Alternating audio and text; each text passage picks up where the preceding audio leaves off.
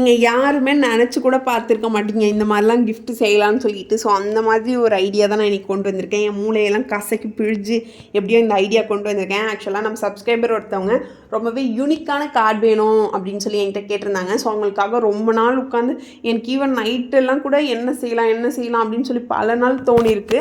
So அவங்களுக்காக தான் இந்த கிராஃப்டே ஆக்சுவலாக செஞ்சேன். ஆனால் பண்ணிவிட்டு பார்த்தேன், எனக்கு அவ்வளோ பிடிச்சிருக்கு. சரி எப்படிடா இவ்வளோ நாள் இதை யோசிக்காமல் விட்டோம் அப்படின்ற மாதிரி தோணுச்சு. ஸோ இன்னோவேட்டிவான ஐடியா தான். அதுக்கு ஃபஸ்ட்டு ஒரு ரெட் கலர் பேப்பர் எடுத்துக்கோங்க. பேப்பர் சார்ட் உங்கள்கிட்ட என்ன இருக்கோ அதை வந்து எடுத்துக்கிட்டு அதை வந்து ரெண்டாக ஃபோல்ட் பண்ணி ரெண்டு சைடும், அதாவது நமக்கு வந்து உள்ள பேப்பர் இன்சர்ட் பண்ணுற மாதிரி ரெண்டு சைடும் கம் அப்ளை பண்ணி ஒட்டி விட்டுக்கோங்க. நெக்ஸ்ட்டு ஒரு கேர்ள் கையில் கிராக்கர் இருக்க மாதிரி வரைஞ்சிக்கோங்க. நெக்ஸ்ட்டு அந்த கேர்ளை வந்து அழகாக கட் பண்ணிக்கோங்க.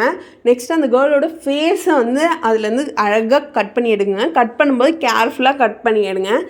கட் பண்ணி எடுத்துகிட்டு நெக்ஸ்ட்டு இன்னொரு ஃபேஸ், அதாவது ஃபஸ்ட்டு வந்து நீங்கள் ஹாப்பியாக இருக்கிற மாதிரி வரைஞ்சிக்கோங்க. நெக்ஸ்ட் வந்து சேடாக இருக்கிற மாதிரி. நமக்கு வந்து ரெண்டு ஃபேஸ் வேணும், இல்லைன்னா நீங்கள் அந்த ஃபேஸை கூட தனித்தனியாக கூட வரைஞ்சிக்கலாம். ஆனால் மேக் ஷுர் அந்த ரெண்டு ஃபேஸுமே அந்த உடம்புக்கு வந்து சூட் ஆகணும். ஸோ அதை வந்து கரெக்டாக பார்த்துக்கோங்க. கட் பண்ணும்போதுமே அது கரெக்டாக இருக்கான்னு சொல்லி பார்த்துக்கோங்க.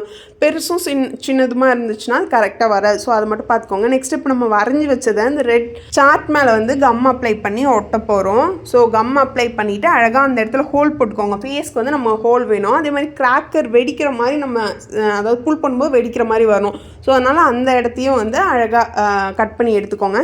நெக்ஸ்ட்டு உள்ளே வந்து ஒரு ஒயிட் ஷீட்டை வந்து இன்சர்ட் பண்ணிக்கோங்க. அதில் வந்து மேலே வந்து சேட் ஃபேஸ் அண்ட் கீழே வந்து ஹாப்பி ஃபேஸ். கீழே ஹாப்பி ஃபேஸ் வரும்போது அந்த கிராக்கர் வெடிக்கிற மாதிரி அழகாக வரைஞ்சி எடுத்துக்கோங்க.